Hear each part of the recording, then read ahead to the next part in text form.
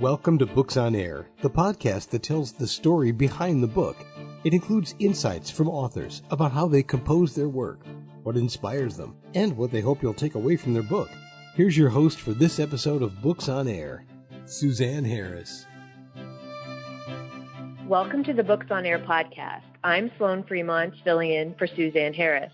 This is a podcast where listeners get the secret story behind every book. Joining me today is Henry Krauss, author of the book, From Dusk to Dawn, The Vicissitudes of Life. We're all boats on the thrashing sea of life. We rise and fall with the waves, and people react differently in their tragedies. This book is meant to instill hope in others. So, Henry, welcome to the Books on Air podcast. I'm so happy you're here. Thank you, Sloan. I'm glad to be here. Yeah, so let's start out by telling the audience just a little bit about yourself and what led you to write your book, From Dusk to Dawn. Okay. I am 67 years old, and I live in Elizabeth, New Jersey. And my background is I went to Rutgers College at the University of Pennsylvania, and I always liked to write. And after I retired, unfortunately, I went through some medical problems, and I decided to write this book based on how I coped with some of the stresses, or many of the stresses, of these illnesses. Mm-hmm. I had a kidney transplant in 2011. Unfortunately, 10 years later, I was diagnosed with multiple myeloma, and the doctors at Sloan Kettering told me that the reason the kidney failed to function was because of the cancer attacked it and the chemotherapy. So I went through that. I also recently was diagnosed and hospitalized for diabetes. Thank God everything right now is stable, but based on these medical problems and what I had to face emotionally, it was kind of cathartic to write these 30 poems and the pictures. I picked the pictures on my own from Getty.com, the picture website. Mm-hmm. So that's basically it in a nutshell. My idea is to instill hope in people that just because you're given a cancer diagnosis or a chronic kidney disease, it doesn't mean your life is over and you curl up in a ball like a catatonic person and say, "Oh, right. I'm done with it." So a lot of people, unfortunately, there's a I don't know if he's still alive, a psychiatrist from Yale, Bernard Shapiro, I think his name was, and he wrote a book, and he said that a lot of his patients, first he was an oncologist, then he became a psychiatrist. Most of his patients who didn't live basically didn't want to live. In other words, they had other stresses in their life, like taking care of parents or things like that, where they just gave up. So one of the things to learn is never give up.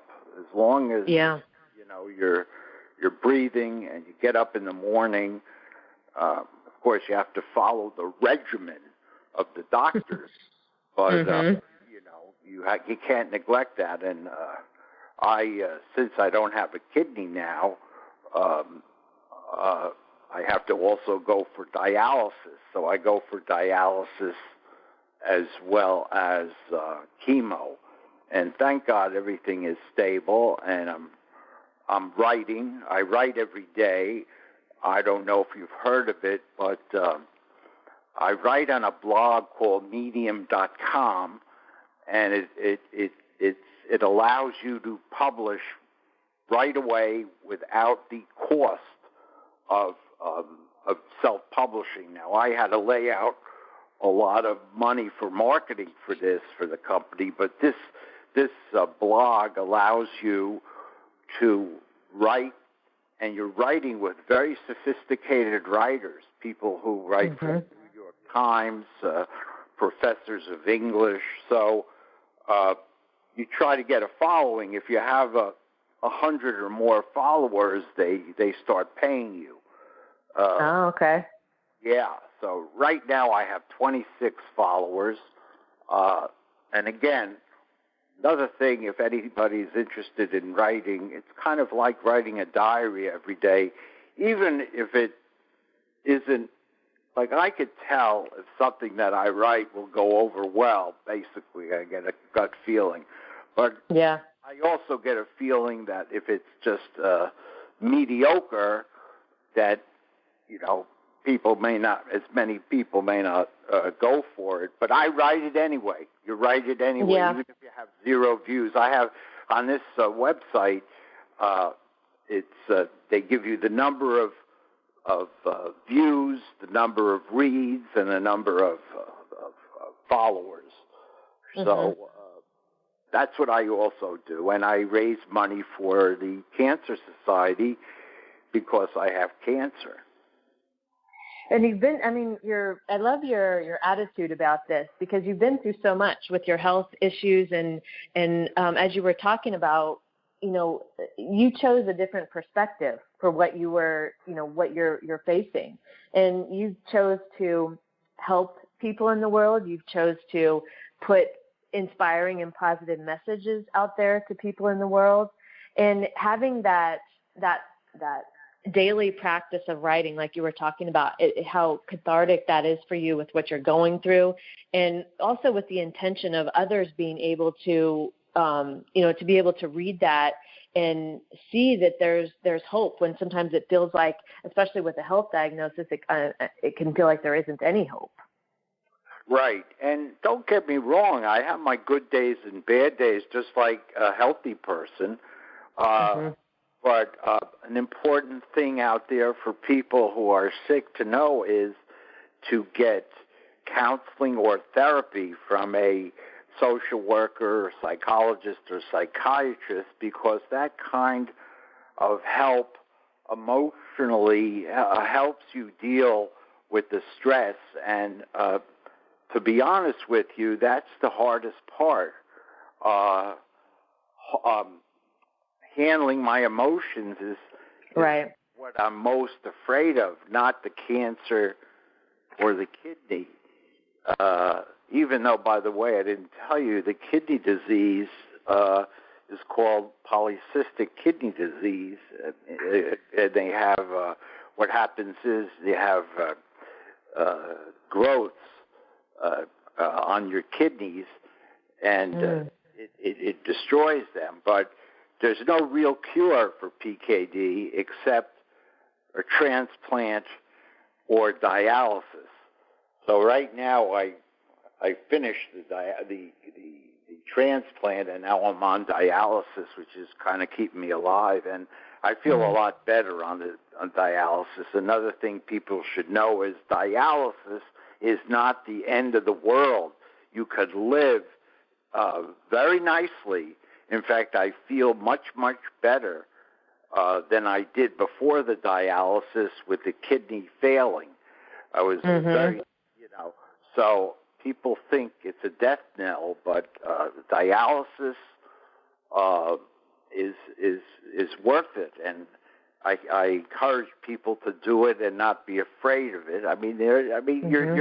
You're wed to the machine. That's true, which which you don't have with a transplant.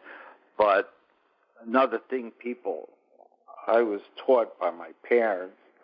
They were very practical people and went through a lot. My father went through the Depression, and he fought in World War II, and he was the kind of man, this is how I looked up to him, he was the kind of man that, and his family too, was you make the best of it and you be satisfied with whatever you have, which this generation doesn't have. The great generation did that because they were forced to.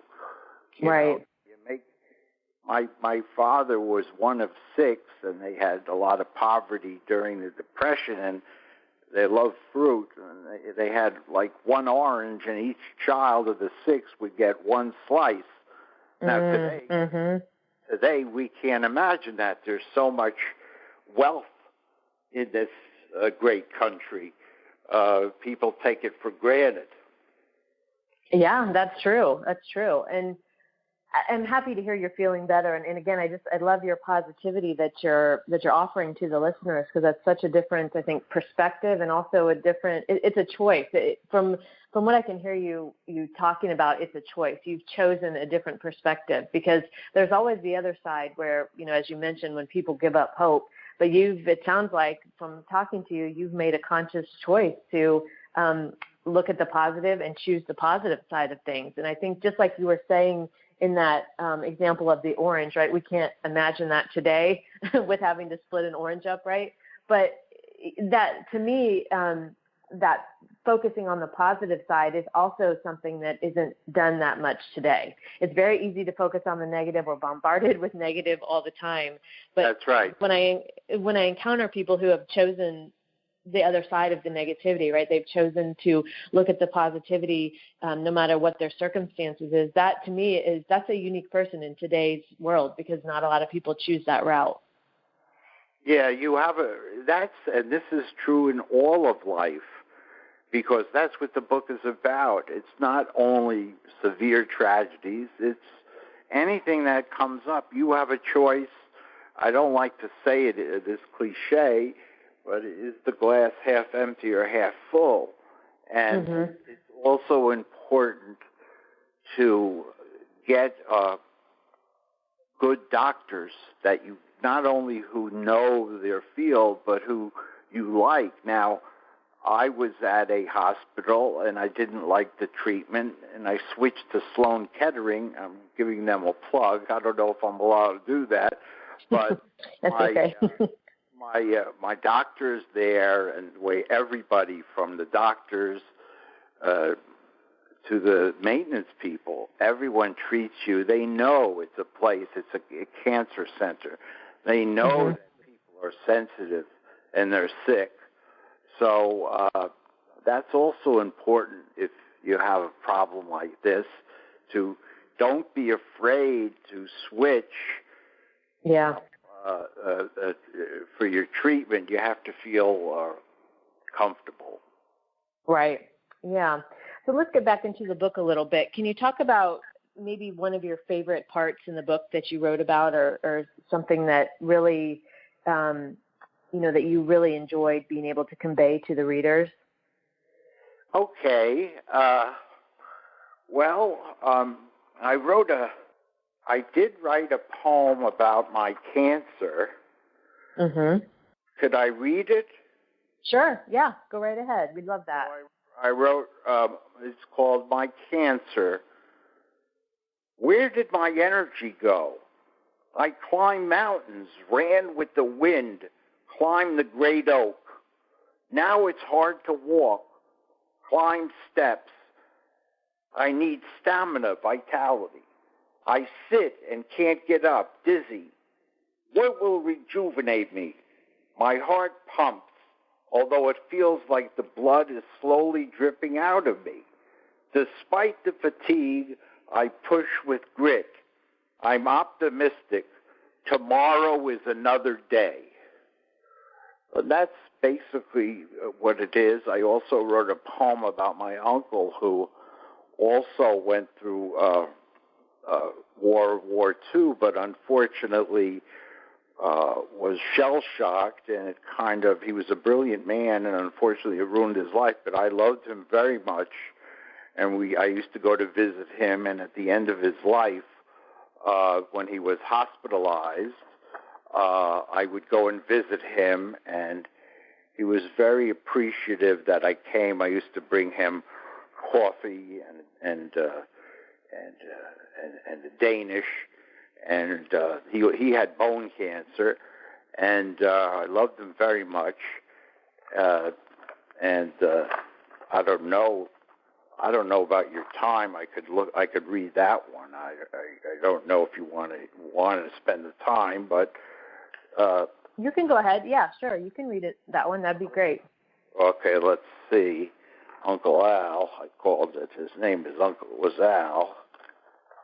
And while you're finding that, I just want to comment on that, your poem about the cancer that you wrote, and that ending of tomorrow is another day. I mean, again, that positivity. I just love the perspective of that, of being able to take something that, you know, as you described in the poem, you feel like it's like, where did the old me go? And I'm in this new me but tomorrow is a new day, right? It doesn't mean I'm stuck here forever. That's right.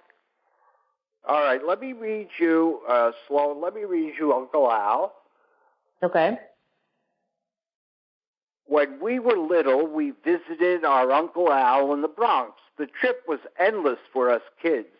The apartment, built in 1901, was stuffy. It shook when the L passed by. Electricity replaced gas lights, high ceilings and windows, furniture from the late 19th century, gloomy, paint chipping, sun silhouetted through the dull gray curtains, elaborate moldings, electric fans, fresh, thick corned beef sandwiches. Uncle Al rarely went out of his room. When he did, he climbed through the window in his bedroom. He was a lineman operating radios behind Nazi lines. He was shell-shocked, hospitalized in the Plymouth psychiatric clinic. His friend was decapitated by a grenade. Brains, blood, and bones fell on him. The rest of the neck was spurting blood. The encrusted body of his other friend was incinerated. A round clump of blackened trunk was the only thing left. He was neither bitter nor angry. He blamed no one but himself. He was taciturn, kind-hearted, and gentle. We'd go fishing together. He showed me his photography lab, discussed his stamp collection, his precious book compendium. We became one. I looked up to him. I adore him still and miss him. Oh, wow. That's a powerful poem. Right. He had a big impression on me because he was going to go to Cooper Union, an engineering school, but he was drafted. And unfortunately, they put him on the front line. You know, he was more of an intellectual. He wasn't a fighter, although he did the best he could, he told me.